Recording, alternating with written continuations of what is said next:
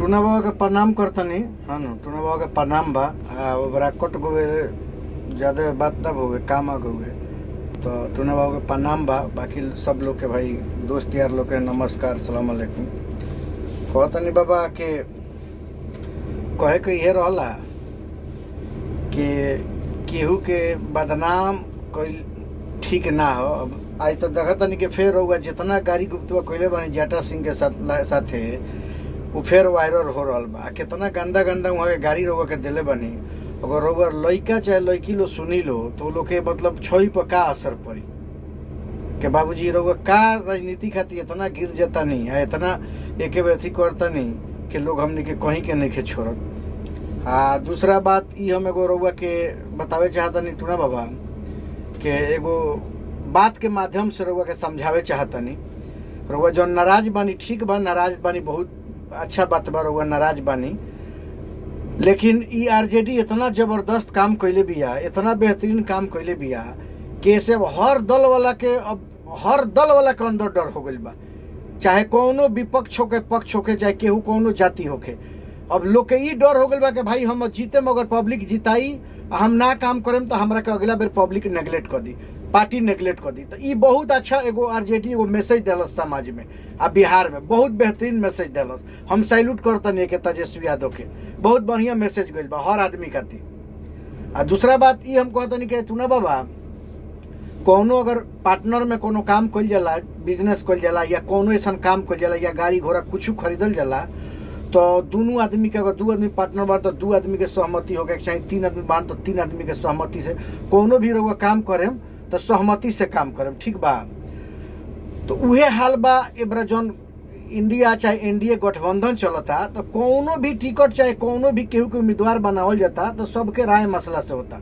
अगर ऐसा बात ना रही तो जीरादई में सबसे अगर आरजेडी के अगर आरजेडी के टिकट के बात रही तो जीरादई से सबसे प्रबल उम्मीदवार जागरूक उम्मीदवार सबसे रहन हरेंद्र मुखिया, ओकरा बाद अजय चौहान, ओकरा बाद संजय सिंह, ऐसे बहुत नाम रहला। लेकिन हमनी के महागठबंधन के पालन करे के बाद ई सीट गइला महागठबंधन में केकरा, माले केकरा के लड़ावतिया अमरजीत कुशवाहा के। अमरजीत कुशवाहा लोग के नाराजगी रहला लेकिन काम भी कैले बन, एमे कोनो झूठाई नहीं के, काम भी किया है बंदा, लेकिन लोग के नाराजगियों रहला हनु। लेकिन का अगर जीता तारा नहीं बेरी तो वो अपना काम के बदौलत जीता तारन, ठीक बा। ऐसे भी सब लोग के मैसेज चल गई बा कि भाई जब गठबंधन के बात तो वोट इनर्जीते कुशवाहा के दिया के चाहिए, ठीक बा। तो हम रहुआ के ऐसे ही मैसेज एगो देता नहीं कि लूडो रहुओ खेलले होके हम जब लूडो खेलल जाला तो चार आदमी खेलेलन, तो जब गोटी निकल जाला, गोटी अगर निकल जाता तो लोग चाहे ला के हमरा छक्के आवो, हमरा छक्के आवो, यानी बड़ा बड़ा दाना आओ, हमरा छक्के आओ। लेकिन अगर एक भी आवेला नु तो ओके गोटी के चले के पड़ला। काहे जानतनी कि उ नियम के अनुसार हो जा काम करे के बा। एक भी आई तबो चले के बा, छक्का आई तबो चले के बा। तो उहे हाल सेम गठबंधन के बा। गठबंधन में जेकरा जहाँ से सीट मिली ओइजा लड़े के बा, ओकरा सबके मदद करे के बा, ठीक बा। दूसरा बात, हम तीसरा बात ही कहतनी सिवान के सब लोग के, सिवान के 8 विधानसभा के भाई नाम धक हम नहीं कहत, हम ही कहतनी कि भाई ऐसा वोटिंग करे के बाद चाहे ऐसा अच्छा तरीका से मेरी जे भी आई ओकरा के जितावे के बाद चाहे मदद करे के बाद, ताकि अगर सरकार बन जाती है गठबंधन के तो ये आदमी के अंदर अफसोस, जैसे हम अपन बात एग्जाम्पल करतनी, अगर हम वोट नहीं देते, अगर काल के डेट में सरकार बन जाती है चाहे हमारे विधायक जीत जाता रहन तो ये अगर हमरा अफसोस हमरा दिल में ना रहो कि भाई हम कोनो काम खातिर जाई तो हमरा शर्म से सर झुकावे के पड़ो, ऐसे कि हम वोट नहीं देले। तो ये सब काम केहू के बहकावे फुसलावे में आके चाहे केहू के दबाव में आके ये सब अपन वोट जियान नहीं कैले काम आ सबके बेरे पता हो गइल बा आके बेरी आरजेडी के सरकार बनी आ बिंदास सबके काम होई।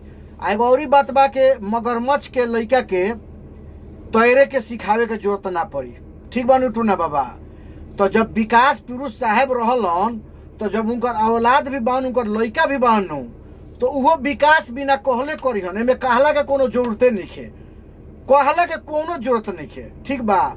हम ओसामा भाई से एगो बात जरूर करें, उनका से बहुत रिक्वेस्ट करें कि भैया आदमी परख, ठीक बा, आदमी परख, आदमी रगे रहतरन, आगे आदमी साथे बारन, सब ठीक बा, लेकिन आदमी परख ठीक बनू। आ साहेब परिवार के टूना बाबा कहिनू के बहुत बड़ा धोखाबाजी या हेंगा होंगा, तो साहेब परिवार के भी एगो गलती बा। ये गलती के हम मानते जानते क्या गलती बा कि जौन आदमी के समाज में बोले के लूर ना रहला, चले के लूर ना रहला, जेकरा बैठे के लूर ना रहला, वो आदमी के जमीन से आसमान में बैठाए वाला उ साहेबे परिवार बा ठीक बा। और वो आदमी के जेकरा जेकरा के अपने अंधेरा में रह के आ दूसरा के जलावे के उजाला करे के उ काम कैले बा उ परिवार।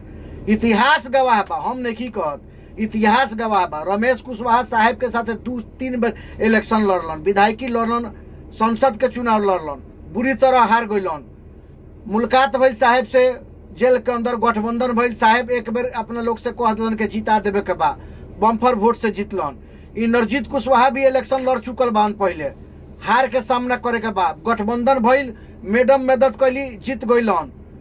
बाचा पांडे के उहे हाल भइला। बाचा पांडे के रउआ टूना बाबा अपना दिल पर अपना जौना देवी देवता के मानत हो ओकर कसम खा के रउआ कहीं, हमू अपना जौन ऊपर वाला के मानत उनकर कसम खा के कहते। रउआ मीडिया के सामने बात आके कहले बनी के ना कि अगर हमरा भाई के विधायक बने का औकात ना रहला, लेकिन साहेब परिवार के दन है कि हमार भाई एबार विधायक बन गल बान आ हम 2 बेर MLC बनल बनी। अगर ये बात कर रउआ खंडन कर देता नहीं मीडिया के सामने आके, तो रउआ के घर में 1 साल गुलामी के काम करे, नौकर के काम करे बिना पैसा के। अगर ये बात कर रउआ कह देता नहीं आके के ना हम ऐसा बात नहीं कह लेता ठीक बा।